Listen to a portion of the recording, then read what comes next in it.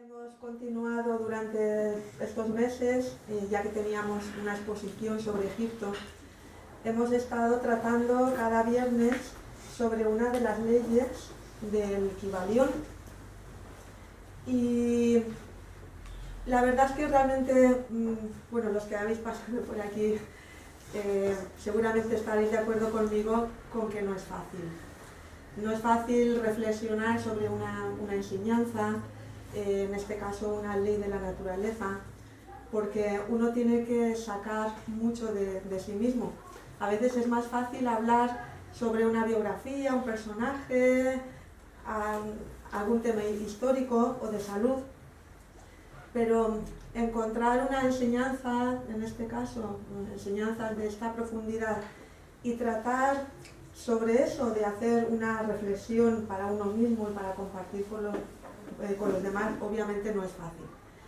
Pero sí que es verdad que es un reto, y a los filósofos nos gustan los retos. Esto forma parte también un poco del tema de hoy, porque la ley de la naturaleza que vamos a tratar hoy, digamos que es una de las que más nos atañe a los seres humanos de una manera directa. Otras leyes que hemos ido tratando tienen relación con leyes que tienen una repercusión en el mundo que nos rodea, incluso un conocimiento también de cómo funciona este universo. Pero la ley que vamos a ver hoy, que es la ley de causa y efecto,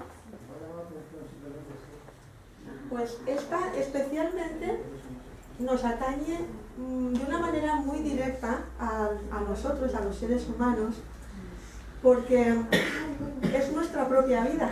Ahora, por ejemplo, en Tai Chi, en la clase de Tai Chi, hemos estado haciendo una práctica en la que yo me ponía en el centro y les iba tirando los cojines, pero lo trataba de hacer, pero fuerte, ¿vale?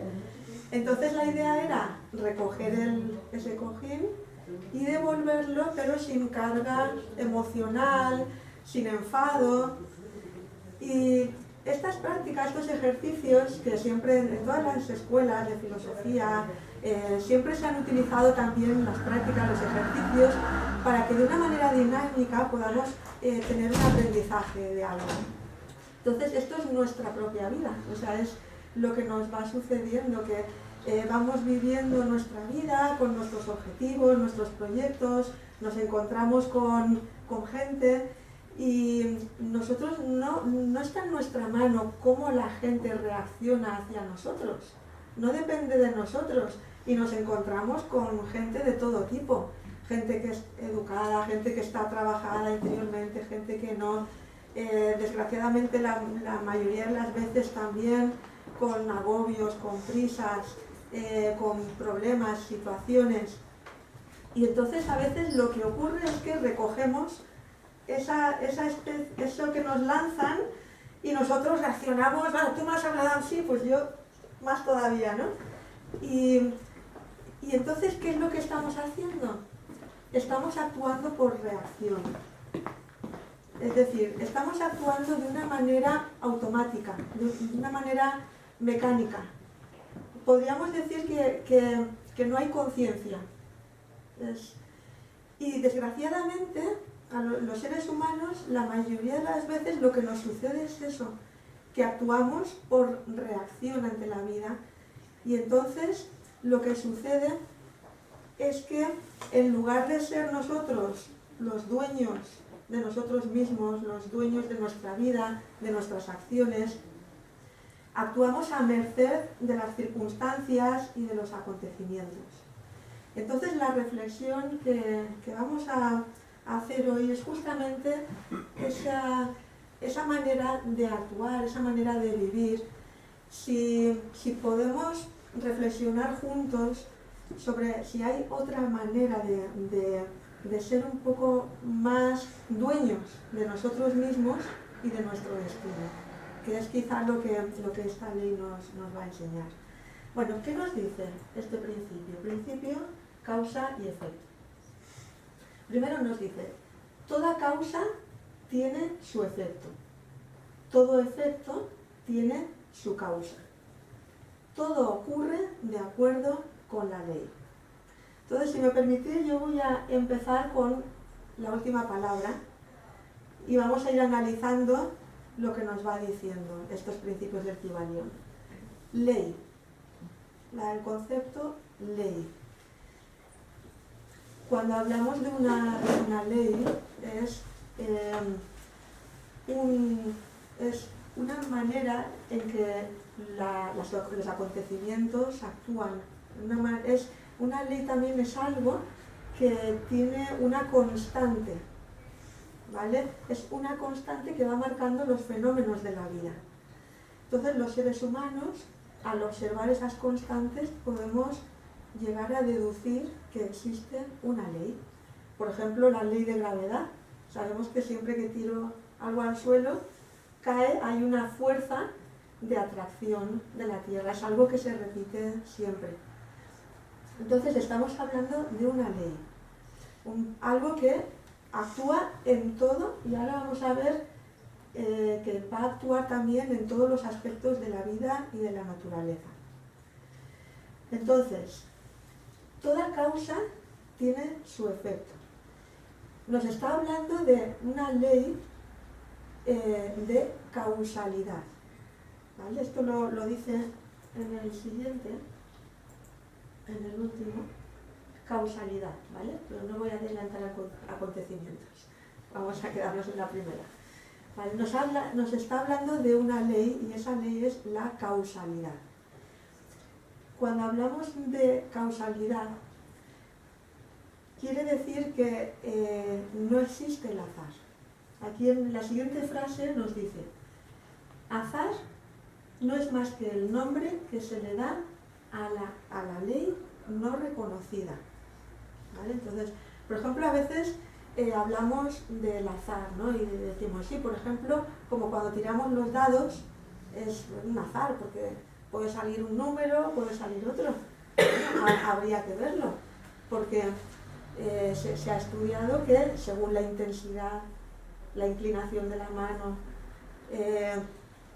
la fuerza con la que se ejerce el impulso de tirar los dados, hay unas leyes, hay unas constantes. Lo que ocurre es que se dan en un periodo de tiempo tan corto que no nos da tiempo a deducir una constante. Pero incluso lo que consideramos que es por azar está también supeditado a las leyes, a las leyes naturales. En todos los pueblos, en todas las civilizaciones de la antigüedad y los grandes filósofos, ellos siempre nos hablan de que todo en el universo está supeditado a unas leyes. O sea que no existe esa casualidad. Lo que existiría sería la causalidad. Entonces, también hace referencia a una ley que se da en la física, y es que cuando uno ejerce una acción, va a recibir una reacción de la misma intensidad en sentido contrario. Entonces, esto es una ley también que se da en el aspecto del plano físico.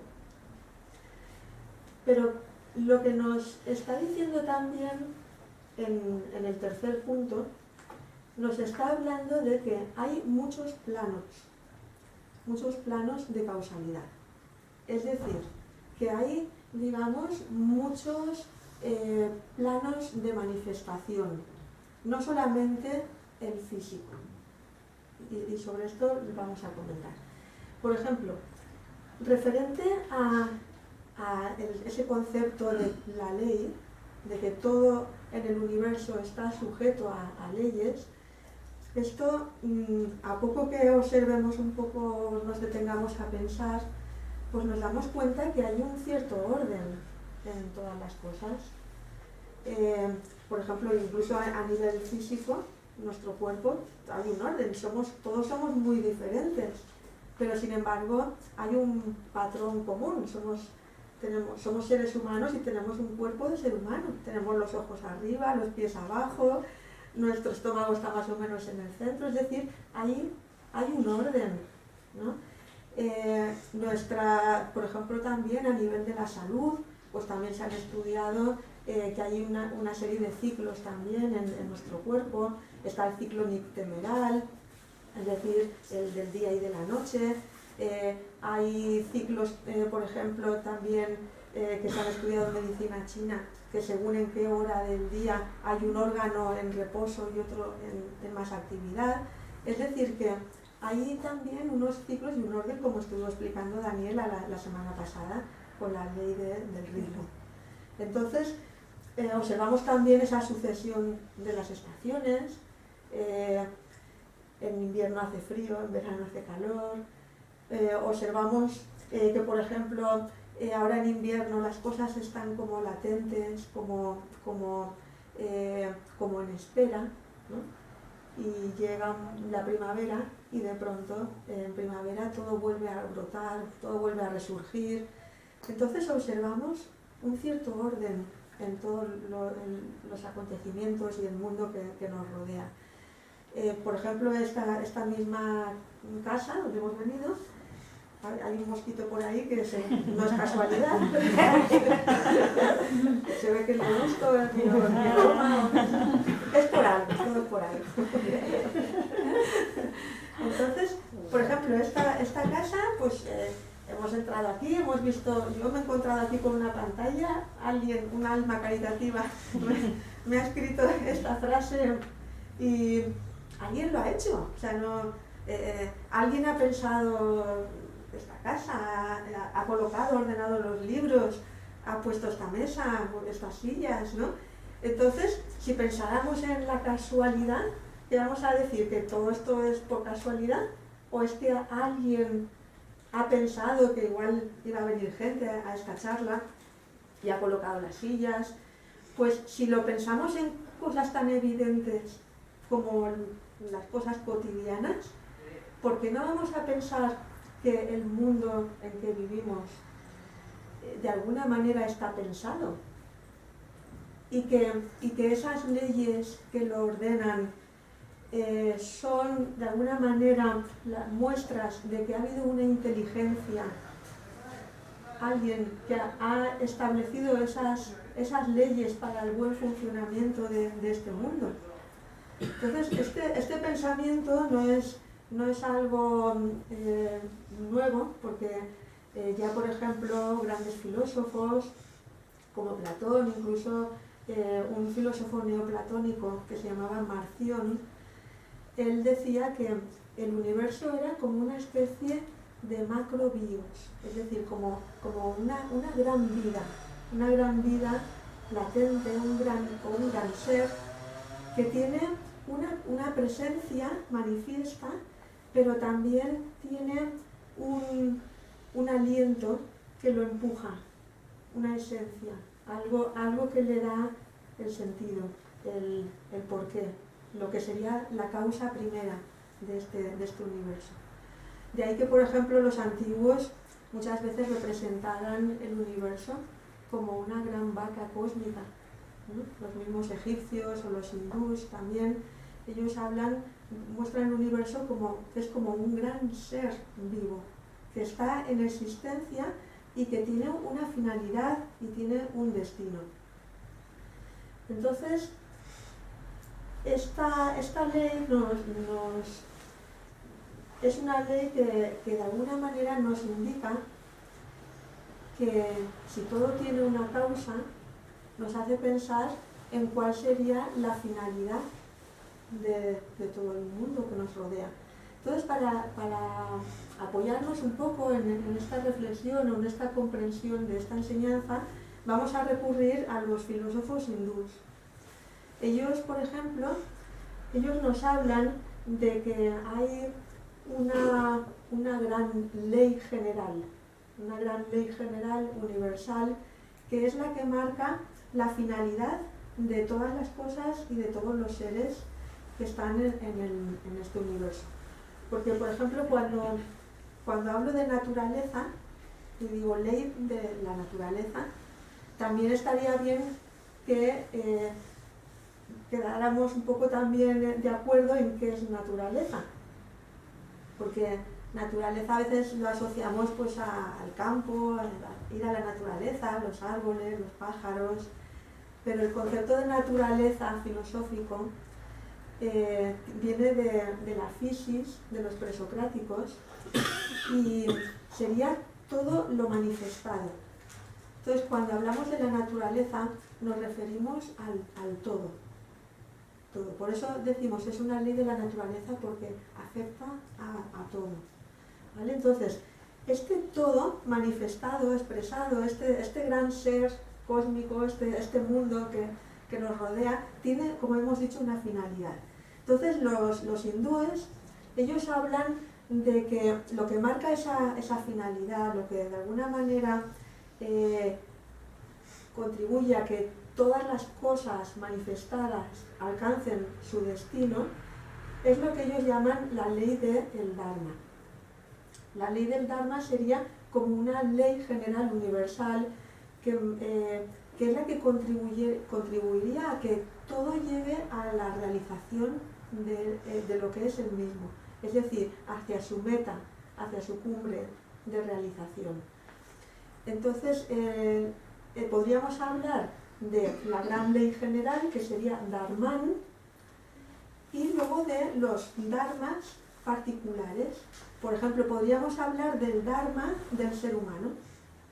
Cuando hablamos del ser humano, fijaros que estamos hablando de un concepto de unidad, el ser humano, porque como seres humanos todos tenemos un dharma, es decir, que todos tenemos una meta, un destino. Y cuando hablamos de destino nos referimos a esa meta, esa finalidad. La palabra destino muchas veces se asocia a las cosas que están como marcadas, las cosas que van a suceder en nuestras vidas, pero un concepto más filosófico o más general, el destino sería como aquello a lo que tenemos que apuntar o dirigirnos, porque sería nuestra finalidad última, nuestra meta. Entonces, como seres humanos tenemos un destino, tenemos una misma meta de realización. Pero, ¿qué es lo que ocurre? Que somos todos diferentes y cada uno tenemos ritmos diferentes, y aunque todos vamos a la misma finalidad, pero cada uno tenemos también nuestro margen de libertad. Entonces aquí tendríamos que hablar de... ¿Sigue el mosquito por ahí? ¿Vale?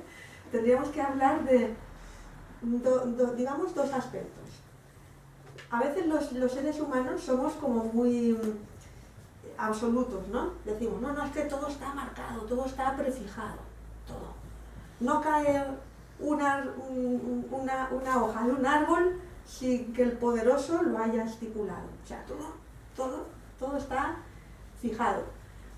Y luego hay otros que dicen, bueno, yo puedo hacer lo que quiera en mi vida, hay libertad, yo puedo elegir. Entonces, ¿no será que las cosas a veces no son esos extremos, ¿no? Sino que podríamos hablar de que hay un destino general al cual tenemos que llegar por evolución, por meta, por realización, pero luego también está la manera en que cada uno va caminando hacia ese destino. Ese caminar hacia el destino sería lo que los hindúes llaman el sadhana. Sadhana es el sentido de la vida, porque la vida tiene un sentido, es ese sentido de realización, eso sería el sadhana. Los seres humanos lo podemos traducir también por tener un sentido trascendente de nuestra vida. Muchas veces nos marcamos metas en nuestra vida y muchas veces decimos, sí, porque yo quiero hacer tal cosa, quiero trabajar en tal cosa, formar una familia, y nos marcamos metas. Quiero llegar a conseguir tal cosa. Pero esos son proyectos, metas. Pero luego también podríamos también marcarnos un sentido trascendente. Sería como una direccionalidad hacia ¿hacia dónde quiero dirigir mi vida? ¿Qué sentido quiero darle a mi vida? Y si somos filósofos, el filósofo siempre va a buscar lo esencial, lo más importante, las cosas que son válidas siempre, en todo momento y en todo lugar. Entonces, el filósofo, cuando trata de acercarse también a ese sentido profundo de la vida, va a tratar de llevar esa dirección también a su propia vida. Si hay una meta de realización, si hay una meta de un acercamiento hacia esos arquetipos que tantas veces hemos hablado en estos encuentros, ¿no? Los arquetipos de Platón, que son esas ideas que son como faros en la noche que nos indican hacia dónde podemos encaminar nuestra vida, nuestras acciones, como es esa idea de bien, pero no el bien particular de cada uno, sino el bien como idea general, o esa idea de verdad, esa idea, por ejemplo, de lo bueno, de lo bello, de lo verdadero también. Entonces, eso es un sentido trascendente de la vida. Entonces, ¿qué es lo que sucede? Como hemos dicho, está el Dharma, esa ley general, universal, pero luego hay otra ley de aplicación práctica que de alguna manera es la que, de una manera concreta, nos va ayudando a poder dirigirnos hacia nuestro destino. Y entonces ahí tendríamos la ley de causa-efecto, que los hindúes la llaman la ley del karma. Y ese es también un concepto muy interesante para que podamos profundizar un poquito más en ese concepto del karma. Porque normalmente entendemos el karma como algo que nos ha tocado y, bueno, pues una losa, esto es mi karma es dar esta conferencia porque a alguien se le ocurrió y yo pues asumí el karma, ¿no? O mi karma es pues la familia que me ha tocado o el trabajo que me ha tocado y tengo que asumir el karma, y lo asumimos como con cierta resignación, ¿no?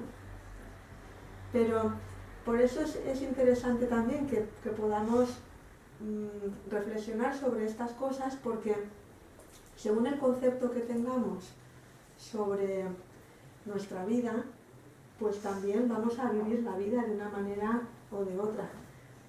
Entonces, si en lugar de pensar que el karma es algo que yo tengo que soportar y que tengo que aguantar y que no tengo más remedio que resignarme, yo pienso que el karma es el medio de que se vale la vida para ayudarme a caminar hacia mi destino, a que las cosas ya cambiarían, ¿no? Entonces, ahí podríamos plantearnos el reflexionar sobre el karma es reflexionar también sobre la vida y darnos cuenta que esa ley de causalidad que hemos comentado, que se da en todo el universo, el ser humano también forma parte de esas leyes, porque nosotros también somos naturaleza y estamos implicados en este universo. Entonces, si hay una ley natural que me va ayudando a encaminarme hacia ese destino, yo lo puedo ver más que como una losa o como un castigo, como una oportunidad. Y entender que todo lo que me sucede en la vida tiene también es una necesidad, es lo que yo necesito en ese momento, la vida me lo trae, y también es una oportunidad. Sí, podéis hablar, porque yo he dicho que aquí vamos a hablar todo y ahora me pongo a hablar de eso. Ahora cuando hablabas, podría decir como que el karma podría ser una herramienta. Exacto. Cuando lo decías... Y es muy interesante la palabra una herramienta de que se vale la vida. Y es muy interesante que lo digas así, porque es una herramienta que yo puedo usar, claro, para mi propio desarrollo. Sí. Porque muchas veces dentro de lo que son los ámbitos donde se tratan temas de este tipo, pienso que muchas veces también caemos un poco en fantasías, ¿no? De a lo mejor pensar que por meditaciones o oraciones, pues yo puedo aliviar el karma del mundo o de otro ser humano. Pero si esto es una ley trazada, el karma sería algo como muy automático. No es algo que... Es algo que se va sucediendo por este encadenamiento de causas y efectos, pero no, de alguna manera lo que nos enseña también esta ley es que nosotros nos vamos labrando nuestras las circunstancias de la vida e incluso también vamos generando también vamos labrando nuestro propio futuro también. Entonces es una herramienta porque si yo uso este conocimiento, porque esto también es muy importante, ¿qué hacemos con los conocimientos? Porque muchas veces pensamos que por leer un libro del karma y conocer estos conceptos, pensamos que ya hemos adelantado en algo, ¿no? Eso es una parte del aprendizaje, pero realmente lo interesante es qué hago yo con este conocimiento. Entonces, lo interesante también del karma y de conocer que hay leyes de la naturaleza y que todo lo que me sucede es por algo, es que cualquier acontecimiento de la vida, situación, puede ser problema o cosas favorables, no tiene por qué ser cosas que luego también hablaremos de lo que consideramos negativo o positivo. Pero lo interesante es uno tratar de preguntarse por qué.